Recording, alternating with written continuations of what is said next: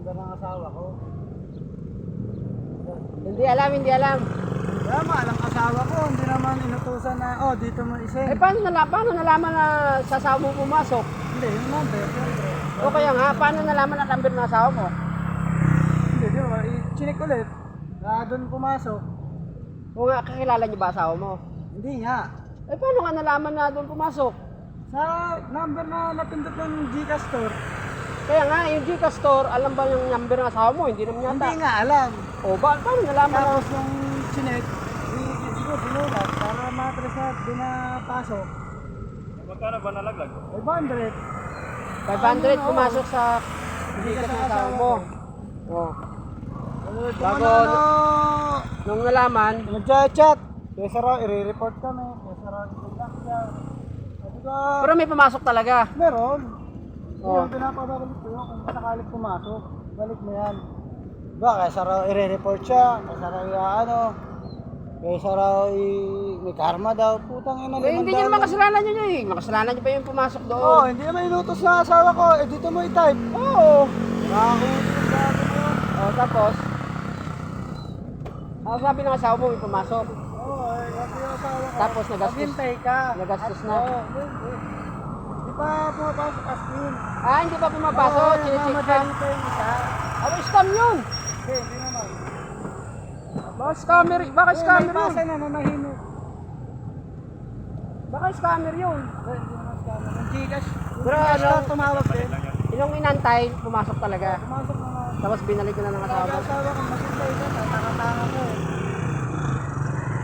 Di ba kakarin yung 500 na yan? Punta na ang Gcash store. Dapat bahay niyo ba? Hindi nga namin nakilala yun eh. Yung Gcash store daw nagkamali. Ay siya nagkamali. Di sa pinag-ano. Pero malaman na number ng asawa mo. Na-trace. Paano na-trace? Sinig muna. Kung saan pumasok. Kasi ito, nag-aantay. Paano na? Siyempre, malaman. Malalaman mo. May pangalan. Pumasok yung pangalan ng asawa mo. Hindi, yung number lang. Paano ka nalaman yung number ng asawa mo? Paano Hindi, na-trace? nagkamali. Nagkamali. Nagkamali? Kaya, ganyan, nagpalag ka. Nagpalag ka ng renta. Kaya tapos, isang number na nagkamali sa'yo, hindi, di ba, hindi pumasok sa'yo?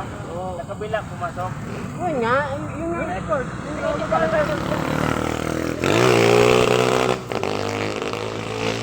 ibig sabihin, di ba?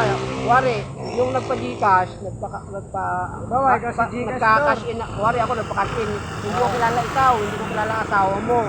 Tapos nag-cash in ako, tapos sa'yo pumasok. Hindi ko alam.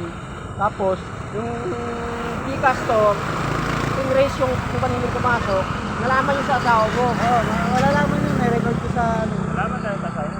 Gcash send. Ah, galing Malalaman ano. yun. Nagkamali Bago lang. matanggal. Yung nagpa-Gcash, nagkamali lang. Kamali ng number. Yan, sa ibang number na pasok. Ganun, tapos, sa asawa niya pumasok ang number. Ang galing ano. Hindi ka talaga eh. Kahit ikaw, pulad ka eh. Kung magkamali ka isang number, hindi mo sa papasok mo yan. Sa ibang network kung papasok eh. Tulad dito kay nanay, nagpa-load ako. 417 yun, nailagay niya. 4170. Siya ano dyan. Galing. Yung guys, alam nyo na. Pag nagpa-Gcash kayo at nagkamali, matitrace yun ng Gcash store. Huwag siyang magsasalita. Kung saan pumasok yung Gcash cash in na Gcash load na Ang dami nakahangar. malalaman, matitrace nila. O yan. Yan na guys, shout out. Bye bye!